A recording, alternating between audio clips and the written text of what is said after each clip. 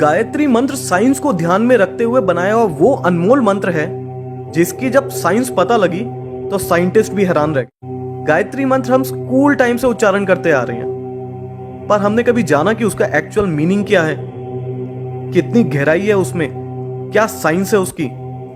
हम उस समय में जी रहे हैं जहां एक तरफ वो लोग हैं जो पुराणों को समझना ही नहीं चाहते। तब टेक्नोलॉजी नहीं थी, इसलिए उनकी बात पे भरोसा ही नहीं, उनको सब काल्पनिक लगता है। और एक तरफ वो लोग हैं जो पुराणों और वेदों की बातों को श्रद्धा की वजह से आंख बंद करके हर बात मान लेते हैं। मैं माफी चाहूंगा, पर दोनों तरह के लोग गलत हैं। गायत्री मंत्र का उच्चारण कैसे करते हैं? ओम भूर्भुवः स्वः तत्सवितुर्वरेण्यं भर्गो देवस्य धीमहि धियो यो नः प्रचोदयात्। इस मंत्र को हम ध्यान करते हुए और जाप करते हुए उपयोग में लाते हैं। गायत्री मंत्र 8 अक्षरों की 3 पंक्तियों में बहुत अच्छे से मोतियों की तरह पिरोया गया है। गायत्री मंत्र की शुरुआत ओम से होती है, जिसका मतलब है वो ऊर्जा जिसने पूरे ब्रह्मांड को बनाया है, जो परब्रह्म है, परमात्मा है। भू भुवः स्वः।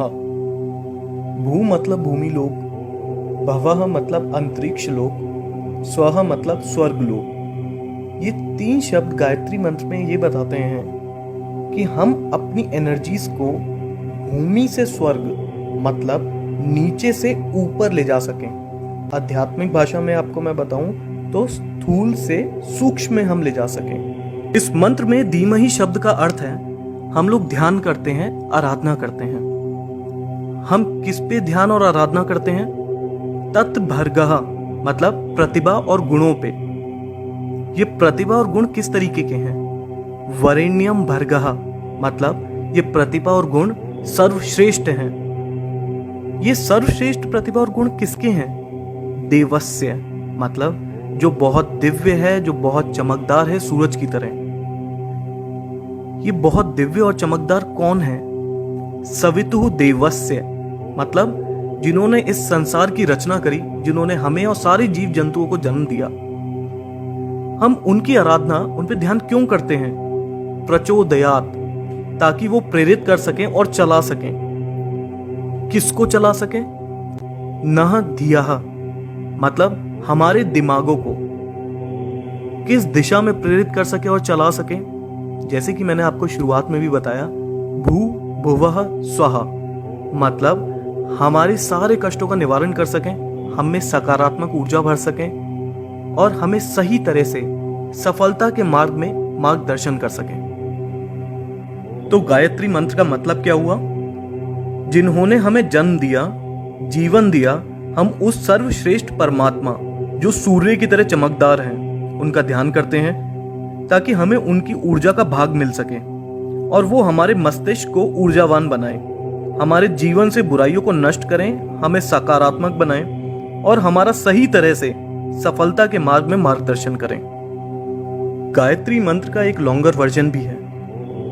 ओम भू, ओम भुवः, ओम स्वः, ओम मः, ओम जनः, ओम तपः, ओम सत्यम, ओम तत्सवितुर्वरेण्यं भर्गो देवस्य धीमहि धियो यो नः प्रचोदयात्।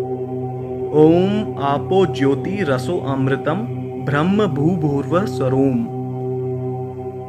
गायत्री मंत्र के शब्दों का अर्थ तो मैं आप लोगों को बता ही चुका हूं। इस लॉन्गर वर्जन में जो 2 एक्स्ट्रा लाइंस हैं उनके बारे में हम जानते हैं।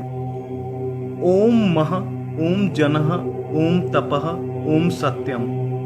इनका संबंध हमारे साथ बहुत महत्वपूर्ण कुंडलिनी चक्रों से है। और आखिरी में ओम आपो ज्योति रसो अमृतम ब्रह्म भूभुर्व स्वरोम मतलब तीनों लोग और सब कुछ जो इस संसार में है, सब ओम की ध्वनि में समाया हुआ है।